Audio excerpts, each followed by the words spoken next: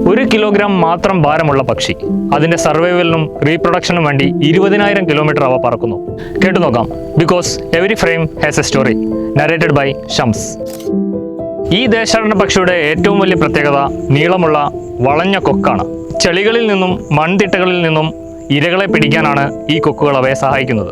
IUCN red ലിസ്റ്റിൽ ഉൾപ്പെടുത്തിയിരിക്കുന്ന വംശനാശ ഭീഷണി നേരിടുന്ന ഈ പക്ഷികൾ വളരെ റെയറായിട്ടാണ് കാണപ്പെടുന്നത്. കണക്ക് പ്രകാരം ലോകത്ത് ഇവ 7,000 എണ്ണം മാത്രമേ അവശേഷിക്കുന്നുള്ളൂ. ഇവയുടെ റാപ്പിഡ് പോപ്പുലേഷൻ ഡ്രോപ്പിന് പ്രധാനമായ കാരണം മനുഷ്യന്മാരുടെ തീരദേശ കടന്നുകയറ്റമാണ്. സ്റ്റോപ്പ് ഓവറിന് വേണ്ടിയുള്ള ഇവയുടെ ആവാസ വ്യവസ്ഥ നഷ്ടപ്പെട്ടതും മറ്റൊരു കാരണമാണ്. സൈബീരിയ, മംഗോളിയ തുടങ്ങിയ രാജ്യങ്ങളിൽ നിന്നും സർവൈവലിനും റീപ്രൊഡക്ഷനും വേണ്ടി ഓസ്ട്രേലിയ വരെ പറക്കുന്ന ഈ ജീവികൾ ക്ഷീണം മാറ്റാൻ സ്റ്റോപ്പ് ഓവർ ചെയ്യുന്ന രാജ്യങ്ങളിൽ ഒന്നാണ് UAE ഈ കണ്ടൽക്കാടുകൾ. മൈഗ്രേഷൻ കാലയളവിൽ ഒരു സ്ഥലത്തേക്ക് 10,000 കിലോമീറ്റർ വരെ പറക്കുകയും അത് കഴിഞ്ഞ് തിരിച്ചു പറക്കുകയും ചെയ്യുന്നത് കൊണ്ട് തന്നെ ഈ പക്ഷികളെ ലോകത്തിലെ ലാർജസ്റ്റ് മൈഗ്രേറ്ററി ഷോർ ബേർഡ് എന്നാണ് അറിയപ്പെടുന്നത്. പറഞ്ഞു വന്നത് ഫാർ ഈസ്റ്റേൺ കൊർലു അഥവാ സൈബീരിയൻ കൊർലു എന്നറിയപ്പെടുന്ന ദേശാടന പക്ഷികളെ കുറിച്ചാണ്. നിങ്ങൾ ഇപ്പോൾ കണ്ടുകൊണ്ടിരിക്കുന്ന ഈ ചിത്രങ്ങൾ UAE ഉമ്മുൽഖുവൈനിലെ കണ്ടൽക്കാടുകളിൽ നിന്നും പകർത്തിയതാണ്. നിങ്ങൾ ഈ പക്ഷിയെ കണ്ടിട്ടുണ്ടോ?